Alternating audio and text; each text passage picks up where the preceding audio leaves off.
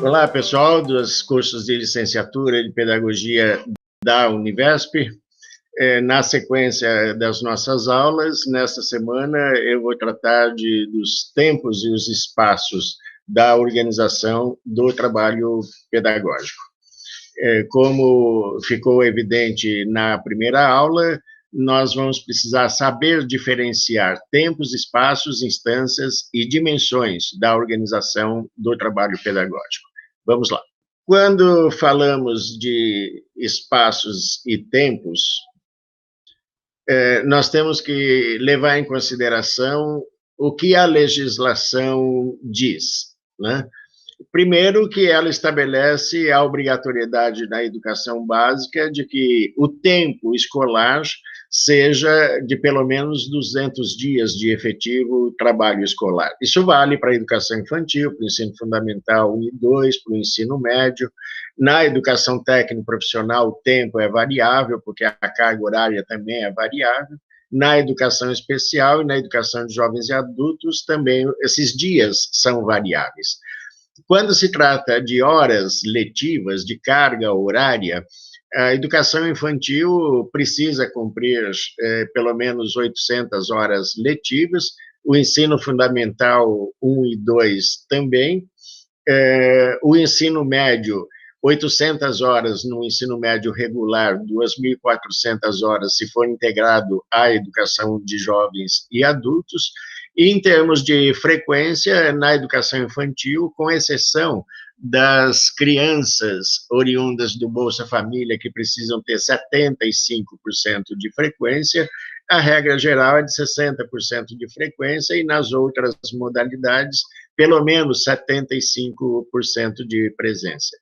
Veja que na educação de jovens e adultos, como na educação técnica e profissional, a carga horária é variável dependendo da modalidade que se cursa, né?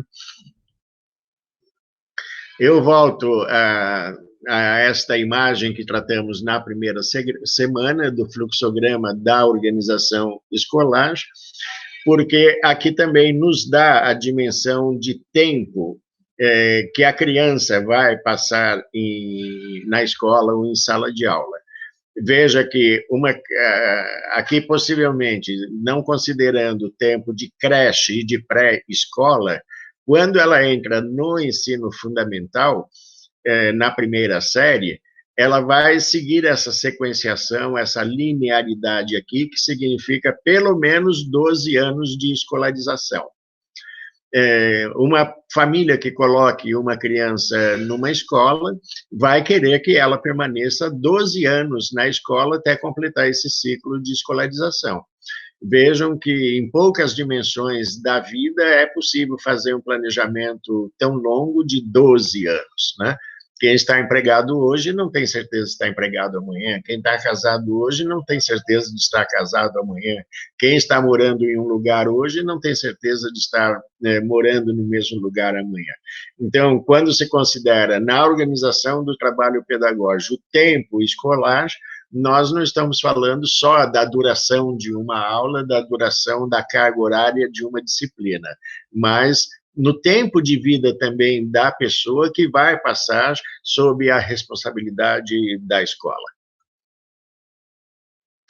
Ainda falando do fluxograma da organização do trabalho pedagógico, nós já vimos também essa tela anteriormente, mas apenas para reforçar esta sequenciação de que plano de aula compõe os planos de ensino compõem os planos de curso, os planos de curso compõem a proposta curricular da escola, e a proposta curricular se remete à proposta, ao projeto político-pedagógico da escola, onde estão explicitados todos os espaços e tempos, e também os recursos físicos, materiais e financeiros que uma escola possui para dar conta da sua atividade fim, que é proporcionar educação para o desenvolvimento integral de crianças e adolescentes. Seria lícito ainda dentro do tempo e do espaço, nos referimos às esferas e modalidades do trabalho pedagógico. Então, o licenciado de qualquer área de conhecimento ou os pedagogos têm como esfera de trabalho o poder público, seja estadual, seja municipal. No setor privado, o setor laico, que são as empresas educacionais propriamente dito, ou as escolas ditas confessionais, né? Ou ainda o chamado terceiro setor, das organizações não governamentais, institutos e fundações, que oferecem os cursinhos populares, principalmente para preparação para os exames vestibulares. Mas veja, seja a esfera a pública, privada ou terceiro setor, os professores licenciados e pedagogos vão estar trabalhando basicamente as mesmas modalidades de ensino, tá? Os licenciados começam no ensino fundamental 2, pode atuar no ensino médio, na educação técnico profissional, na educação especial, na educação de jovens e adultos. A pedagogia é que vai se responsabilizar primordialmente pela educação infantil, seja no setor público, seja no setor privado ou no terceiro setor, mas as outras modalidades, elas podem ser trabalhadas tanto na esfera pública, quanto na esfera privada, quanto no terceiro setor. Só chamo a atenção para que a educação de jovens e adultos, que é oferecida nas 4 esferas, ela é transversal a todas as modalidades de ensino, para quem não pôde estudar na idade correta, e também a educação especial é transversal a todas as modalidades de ensino, tá? Um diferencial importante entre o setor público, o privado e o terceiro setor é que, no setor privado, a educação é entendida como um serviço prestado às famílias que aceitam pagar, né? Eventualmente, no setor confessional, se utiliza um sistema de bolsas para os alunos necessitados, mas no setor público, né, quando a educação é entendida como direito do cidadão e dever do poder público, então aqui se pratica a gestão democrática da escola pública. Por isso, a existência dessas 3 instituições aqui abaixo, o Grêmio, a Associação de Pais e Mestres e o Conselho de Escola, que são chamadas as instâncias auxiliares da escola. Em outra aula, nós vamos dedicar uma atenção especial ao Conselho de Escola. Podemos, então, uma vez entendido os espaços e tempos, as esferas e modalidades do planejamento pedagógico, entender alguns elementos que são determinantes da organização do trabalho pedagógico. O regime de trabalho da escola, se vai ser anual, semestral, quadrimestral, trimestral, bimestral, isso é a forma de organização dos conteúdos curriculares que resulta em uma avaliação. O total de aulas que cada professor vai assumir, isso depende da disciplina ou da turma com que ele vai trabalhar, sempre se quer aí uma relação proporcional entre o número de alunos que cada professor, professora pode atender. A definição dos objetivos de aprendizagem e de desenvolvimento, hoje regulamentados na BNCC, que o professor precisa levar em consideração, além daquelas habilidades e competências que são as aprendizagens essenciais, que devem conduzir o desenvolvimento das 10 competências gerais que a BNCC recomenda para a educação básica, né? É inevitável que o professor tenha que ser criterioso na seleção, produção e aplicação dos recursos didáticos pedagógicos que ele vai se utilizar.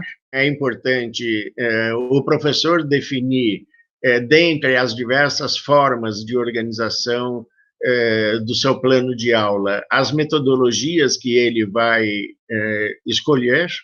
essas metodologias, elas são bem explicitadas nos cursos de didática e metodologia de ensino, que são oferecidos tanto para as licenciaturas quanto para o curso de pedagogia.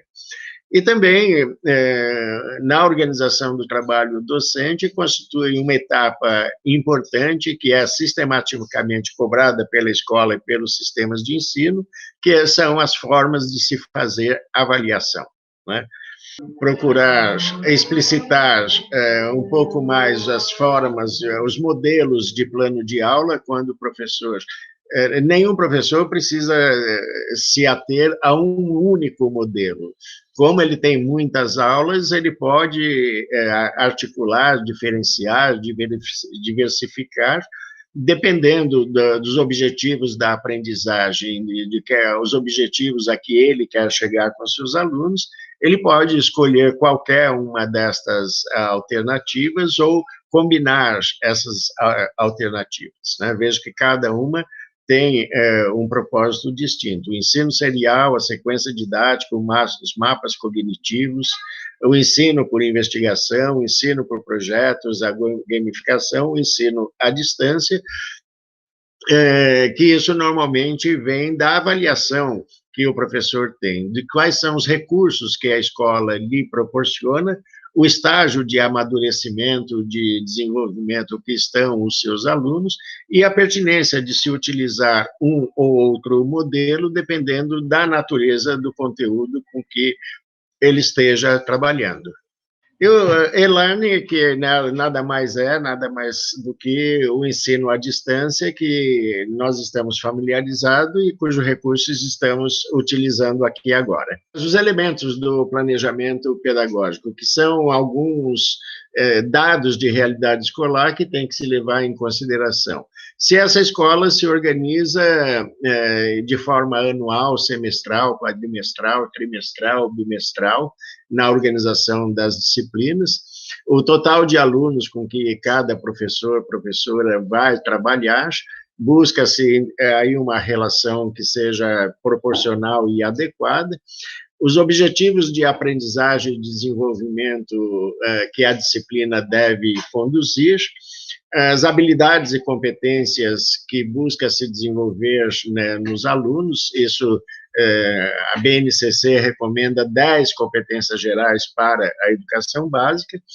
É importante os recursos didático-pedagógicos disponíveis na escola, ou que o professor tenha conhecimento que possa utilizar em favor das suas disciplinas, as metodologias que devem favorecer o desenvolvimento dessas habilidades e competências da investigação científica, dos processos criativos, da mediação e intervenção sociocultural, a mobilização de conhecimentos de uma ou mais áreas para mediar conflitos, e tudo isso deve culminar no processo de avaliação de cada professor, de cada área, de cada escola, de cada sistema de ensino, que nessa perspectiva da organização científica da educação, na verdade, é o grande objetivo, né?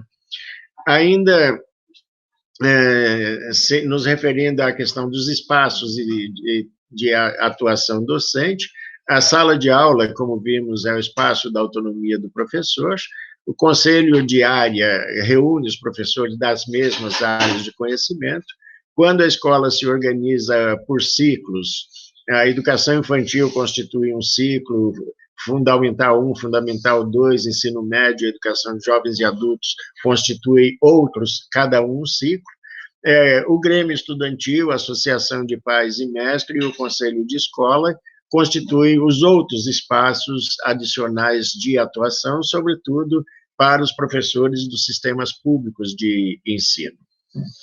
Então, vejam que, como resumo desta aula, que há diferentes modelos para a elaboração dos planos de aula, isso é de livre escolha de cada professor, cada professora. O trabalho de professores perpassa espaços individuais, espaços coletivos e espaços comunitários. Saber que é diferente a organização do trabalho pedagógico para cada modalidade de ensino, né? O calendário escolar impõe 800 horas aulas ao longo de 200 dias letivos, então isso é uma determinante importante da organização do trabalho pedagógico do professor, e que cada professor ocupa uma fração do tempo e do espaço no calendário escolar, que é dentro do qual ele limita a organização das suas atividades docentes.